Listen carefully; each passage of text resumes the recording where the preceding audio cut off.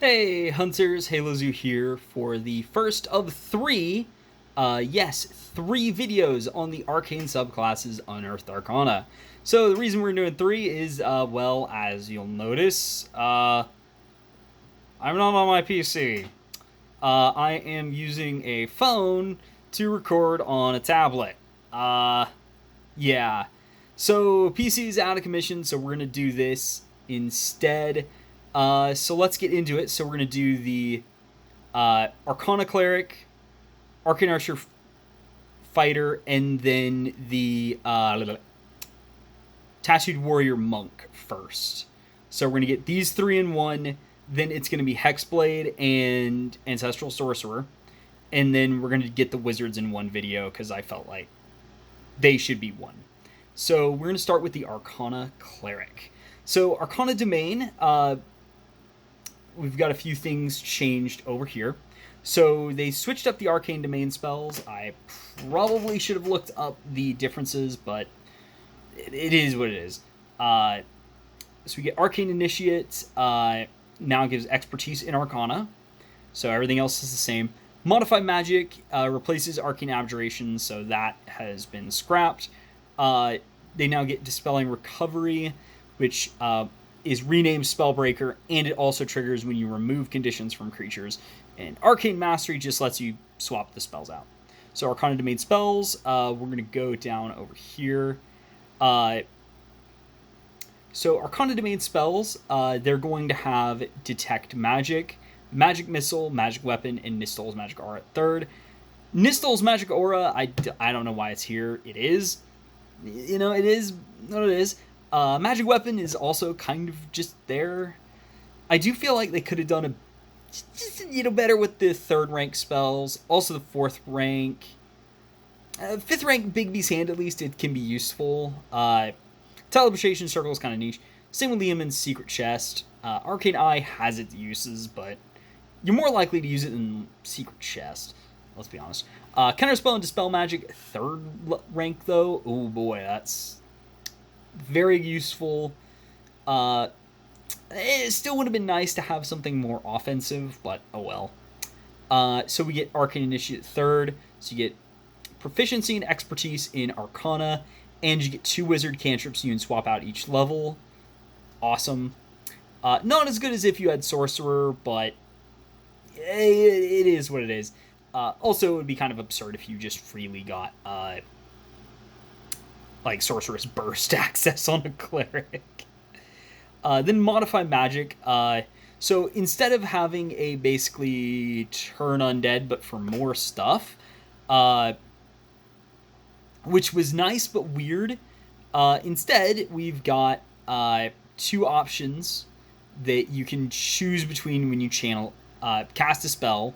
You can then channel Divinity to either Fortifying Spell, so the target of the spell gets 2d8 plus Cleric level, Temporary HP, and then Tenacious Spell is going to be when you do a saving throw spell, so your enemy has to make a saving throw, you can add a d6 and remove it from their save. So note this is not in reaction to them rolling the save. So this can be wasted easily. Not a fan of this. It's not good design. So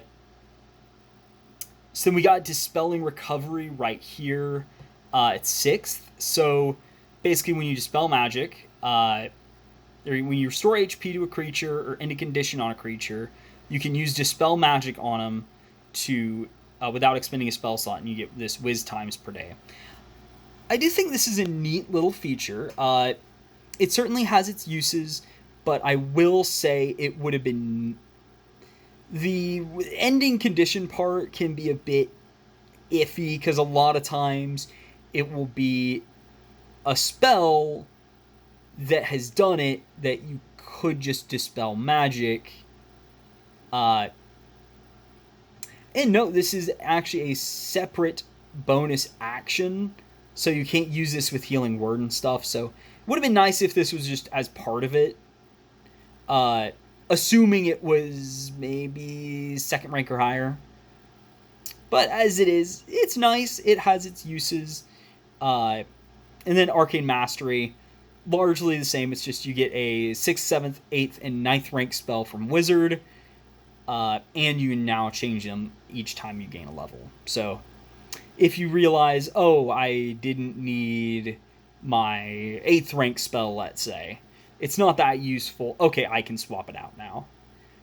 So Arcana Cleric, I think they did a decent job. It's definitely nice. So the Arcane Archer is our next one. So they've got Arcane Archer lore. So this one has been tweaked to just give you both skills. So you get both Arcana and Nature. Personally, I would have actually changed it to where the skill you got affected the spell you get, and maybe even make it affect the stat you use. So it was like if you chose Nature, you would use Wisdom, which I think would be cool, but oh well. Arcane Shot, massively overhauled. We'll get into that. Ever Ready Shot is now at 7th level instead of later. Then there's these 3 new features. Or features. We'll get into this utter trash later in a moment. Whereas Arcana Cleric, I think overall was pretty good. This one it's the first one where we see problems. Not the worst, mind you. There is one where they really screwed up. But we'll get into him later. And you might know which one I have problems with. But anyway, Arcane Archer lore. Still get Druidcraft Prestidigitation and use Int for it. And you get Arcana and Nature as skills. So then Arcane Shot. So you still learn 2 Arcane Shots from the list. You get an additional one each time you get features from the subclass. So, and when you would learn one, you can change it out. It's kind of weird that it's like only when you would learn a new one, but hey, it is what it is. So then, Arcane Shot once per turn when you use a ranged attack with an ammunition weapon. Note, this is any weapon with ammunition, including guns and crossbows, not just bows. Also slings, but why are you using one? So basically, you can use any martial ranged weapon with these, or at least dedicated ranged weapon. You can use an Arcane Shot, and you now have uses equal to your intelligence modifier instead of just 2. And you regain all of them with a short and long rest. Perfect.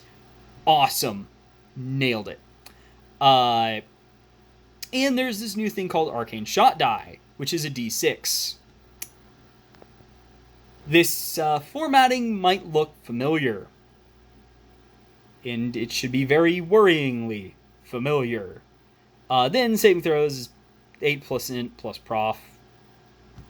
It is what it is. Then 7th level we got Curving Shot, which is still, hey, if you miss with an attack, you can use bonus action to make an attack from that creature's space. So, yeah. And then Ever Ready Shot, it's still exactly what it was, but I will say at the very least, you are more likely to run into situations where you don't have a lot of uses. And at 7th level, I think this is way, way more fine. It's not even the only feature. It's not like it used to be where stuff like this would be your capstone or like a late level feature when it does not belong at late levels as your only feature, much less a capstone style feature.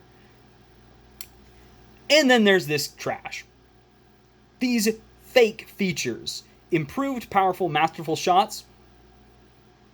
This is just increasing your Arcane Shot die. These are not class features. They're not actual features. They are just part of Arcane Shot that is, for whatever stupid reason, here as separate features, eating up stuff at this level when we could be getting actual class features. Scrap this idea, Wizards. No more of this. Please, give us more actual features. Like, and an actual capstone, too. Arcane Archer, and Battlemaster have both lived without an actual capstone forever. Please, stop this, Wizards. I mean, at least they show something at that level, but it's not a feature. Now, the arcane shots themselves, I haven't seen too much changes, for better or worse. I think one did get a slight change, but it's just using new stuff. So we've got Beguiling Shot, so basically 2 arcane shot die damage on the hit, and then Wisdom save or be charmed by someone, you or someone 30 feet. It's nice. Bursting Shot, I still wish they had an elemental one, like something that did elemental damage, not just force damage in the explosion, but hey, it is what it is. And this is immediate damage too, interestingly enough. And it's 2 rolls of arcane shot die. Enfeebling Shot, 2 arcane shot die damage. Con save would be poisoned, and while poisoned, it reduces your arcane shot die from the damage. So it's not by much, but it's all damage they deal. Then we got Grasping Shot, so basically they take 1 extra arcane shot die of damage and have to be strength save or be restrained, and yeah, still pretty good. Hello, Monk. So we got Piercing Shot, which is still a 30-foot line. No, stop with the line. I don't like it. But anyway, deck save. Damages if it were hit, plus 2 arcane shot dice damage. It's fine. I just wish they made it where this was, it used your weapon's normal range. So, like, if it's a pistol, yeah, it's a 30-foot line. But if it's a longbow, well, it has longbow range. Then Seeking Shot, still roughly the same. Deck save or take. Damages if hit, plus 2 extra arcane shot die damage. Half on a successful save, so basically just shoot someone even around cover. Then we got Shadow Shot, which is only 1 extra arcane shot die damage, but it can blind. So overall, the arcane shots are pretty nice. I wish they buffed Piercing Shot, but everything else, I think this is a step in the right, Arcane Archers, a step in the right direction, but it needs more work. It's kind of like, I like the direction they're going, it just needs actual features past 7th level. Like, these 2 features aren't good capstones. These aren't features. So yeah, actual features would be nice. So then we get Tattooed Warrior. For once, I think the X, like, Warrior of stuff is fine, but oh well. So then we got so this is totally new. And so we start off with Magic Tattoos. So this is your core feature. This is how, like, the rules for all your other features, basically. So you use Wisdom for your spells, of course, and you can change one of your tattoos each long rest. So then I do wish, however, they had something else here that, like, maybe you got Prestidigitation for free, or maybe you just choose a Wizard cantrip and get that. Like, maybe you get Prestidigitation, because I think that would be, like, the least offensive spell to give for free. And I think it would make sense of, like, oh yeah, here's a little magic thing. But as it is, it's kind of just like, okay, well, this is how tattoos work, that's it. Okay. So we got Beast Tattoos, so you get 2 of these. It is the only one you get 2 choices, by the way. All the rest are 1, so you do get 2 here. But, yeah, we're going to start running into some problems. So all of these give a cantrip and then a feature that happens when you use a focus point. These are the only ones that consistently have a passive feature, but so we start off the bat, which gives you Dancing Lights, which is immediately redundant with the next one, and it's not that good of a cantrip anyway. It's kind of needed an update to be not trash, but it is what it is. But then when you expend the focus point for Patient Defense or Step of the Wind, you get Blind Sight of 10 feet for 1 minute. Awesome secondary effect. That is awesome. And I think it's worth it. Like, oh yeah, you use the more utility-focused options, and then you get the Blind Sight for a minute. I would like a better cantrip, but the secondary effect is more than worth it. Butterfly, ironically, excuse me hitting that by accident. No.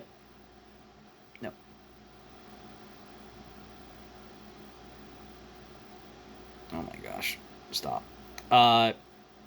So yeah, Butterfly, you get the light cantrip and then Silent Image for 1 focus point. Not the biggest fan of the secondary effect. It's very utility focused. Chameleon, you get Minor Illusion and Disguise Self for a focus point. Okay. I mean, the cantrips are nice. It's just, I feel like a lot of the spells you get aren't always amazing. And that's not even the worst example of, well, why would you pick that for the spell? And at least these have passives to go with it. So the Crane gives you Guidance, and then when you Flurry of Blows and miss, the rest of your Flurry of Blows attacks have advantage. So if something's really heavily armored, this can be very useful to kind of help you get advantage on them. Not the most amazing, but it's there. So it's definitely one of the better ones, though.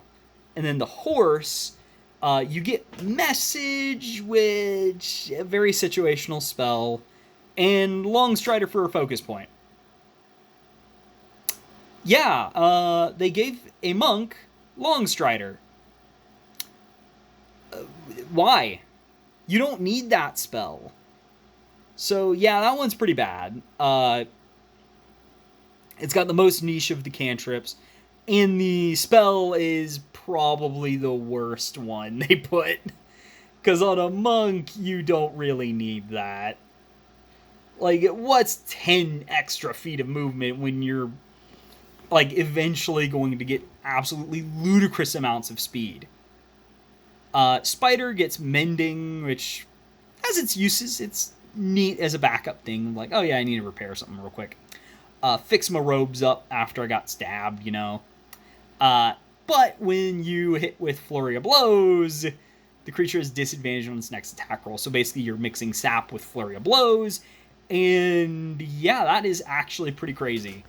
Because this kind of can be used to mass, like, sap people. So that's actually pretty cool. That one's a good one.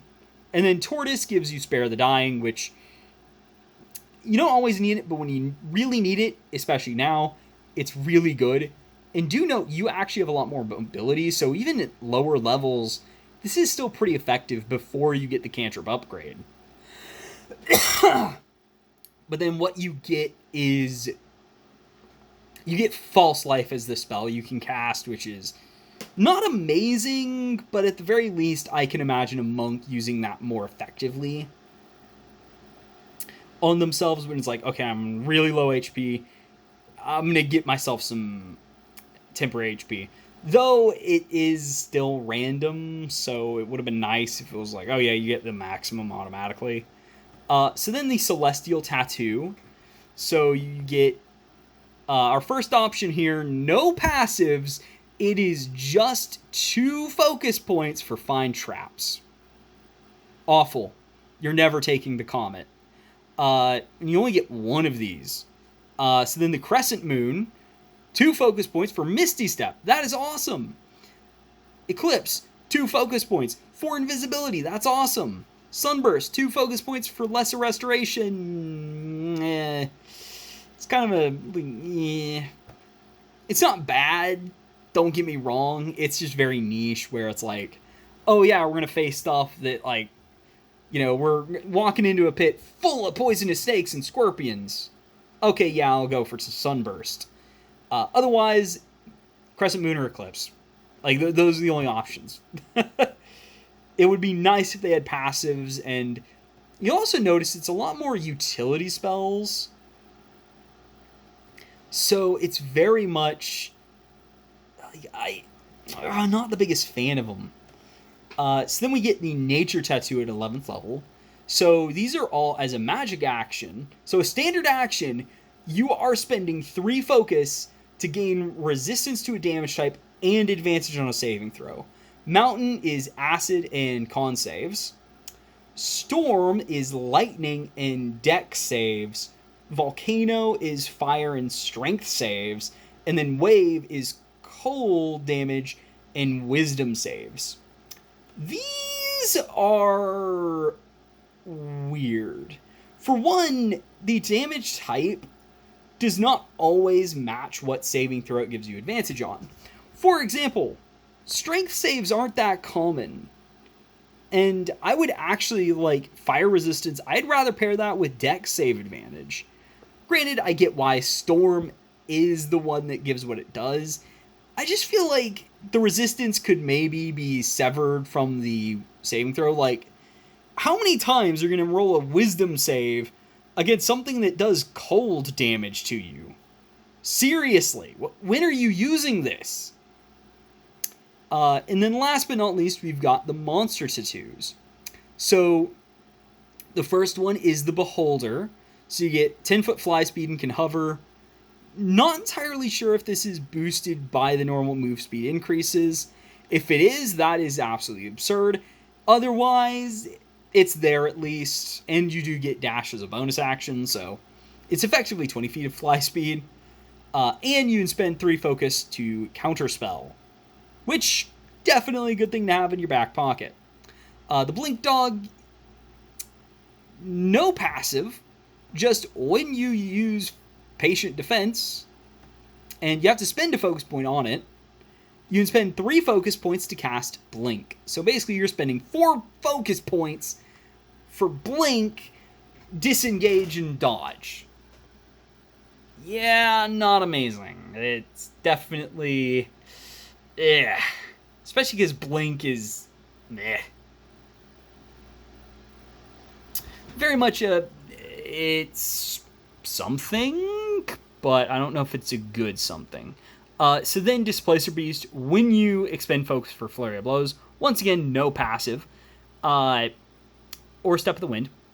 You can spend 2 focus points, so this is 3 total, to do the ones that you'll use the most often, and you can get Mirror Image, which is usually a bit more useful overall, and it's part of the bonus action. So this one, very great. Displacer Beast is probably the best. Guardian Naga, basically whenever you would be reduced to 0 HP, once per day you get regain HP equal to twice your monk level. This one, it's definitely if you do trigger it, it's amazing. Otherwise, why didn't you take Displacer Beast and just not get the damage? This one, I feel like it runs the most into... It's kind of like, as I've seen it described, I think I've seen a few comments saying, oh yeah, it's like, it's basically the new 4 Elements monk, it's like Way of 4 Elements where all of this stuff is focus point based. So you have a lot of spenders, but not any extra, resource to spend. So you're very limited on these. So yeah, I'll say that Tattooed Warrior Monk, it needs a lot more work. This one can kind of go, it needs more work before it can be released. I will say, this is definitely one of the 2 subclasses here that it really needs a lot of work before it's good, and it's not in a great place. I would say make sure they have some good passive, add a passive part, cantrip part to magic tattoos, and then also make sure all of the tattoos have a passive, and then tweak the spells to make sure there's less Comet where it's well, why would you ever take that? Because the spell is too niche to really justify unless you know ahead of time you will need this cantrip or you will need this spell. So ultimately, cool ideas. I just wish they went with a bit more, like, have a lot more stuff that's directly usable in combat and enhances your abilities in combat. Like, maybe the nature tattoos add that damage type to your attacks or something. I don't know. But overall, this has been an interesting start to it. And without further ado, I will see y'all next time when we go over the next 2 subclasses. But anyway, Halo Zoo out.